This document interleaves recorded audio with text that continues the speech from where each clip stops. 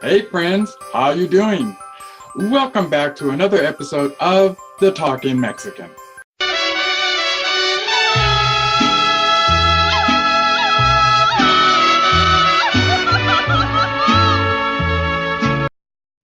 What am I talking about today? We are on day number 6 of the 12 days of your new life. 12 doors knocking, door number 6, 6 words of wisdom. Sticks and stones may break my bones, but words will never hurt. How often did we as children speak those words to other children while on the playground? Most likely we shouted those words because the other children were making fun of us, calling us names, or pointing out that we were different, that we didn't fit in. Sticks and stones was the defense mechanism we used to shield our feelings because we believed what the other children were saying about us was true. Had we possessed the collective wisdom of the ancients back in the day, or the wisdom that becomes the cornerstone of our adulthood as we mature, we never would have responded to the negative behavior of those other children in the first place by singing, "Sticks and stones may break my bones." We all understand wisdom is accumulated knowledge. It is a trait that comes with life. What we experience, common sense, and insight. Knowledge over time gives us the wisdom to act or respond to situations that are in line with our own personal values and that support our interests. Wisdom is the difference between jumping and knowing when to jump. I began today's show by reciting the childhood rhyme. Sticks and stones may break my bones, but words will never hurt me. Truth of the matter is, words can and do hurt us. In fact, some words are often spoken with the intent to hurt. The spoken word is very powerful.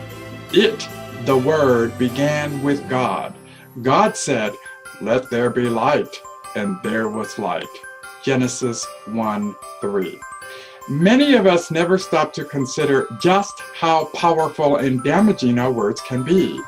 When you say to another, "I hope you spend the rest of your life in poverty," you have just condemned that person to a lifetime of poverty, providing he or she believes your words to be true. You're all familiar with the phrase, "If you speak it and you mean it, it will come to pass." Thankfully, the 6th door knocking is not about speaking negative words toward each other. The 6th door knocking is about focusing on 6 words of wisdom, which are, "Our Father who art in heaven." These words of wisdom are the opening words of the Lord's Prayer taught to us by Jesus over 2,000 years ago. When we are faced with painful or difficult circumstances, Jesus wants us to turn to God, to keep our eyes on God so that God may respond through us. However, in order for God to respond through us, we must be in constant communication with Him through prayer.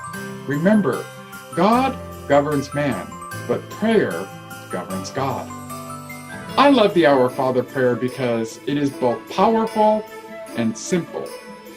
It pays homage to God while acknowledging our reliance on Him as His children. Each time we say, "Our Father who art in heaven," we are acknowledging that without God, we would be perpetually lost.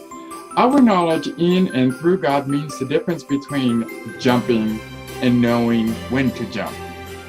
Every day, someone hurts us with their words. And every day, God desires to be our Father by embracing us with His love. In exercise 11, column A, list 10 negative words that were spoken to or about you over your lifetime that were hurtful. For instance, someone may have called you fat, ugly, poor, stinky, useless, etc. Feel free to stop the video in order to complete the exercise.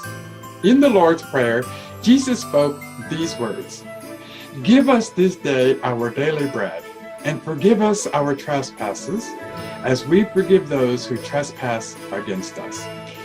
In reciting that part of the Lord's Prayer, we are stating that we believe God will bless us with our daily needs, and that we should forgive those who are negative and hurtful toward us. Why? Because as we want God to be forgiving and understanding toward us when we sin or wrong another, we want to be the same toward those who have wronged us. Does that make sense? Good. In part 2 of exercise 11, column B, list those words you believe God would say to counterbalance the corresponding negative or hurtful words listed in column A.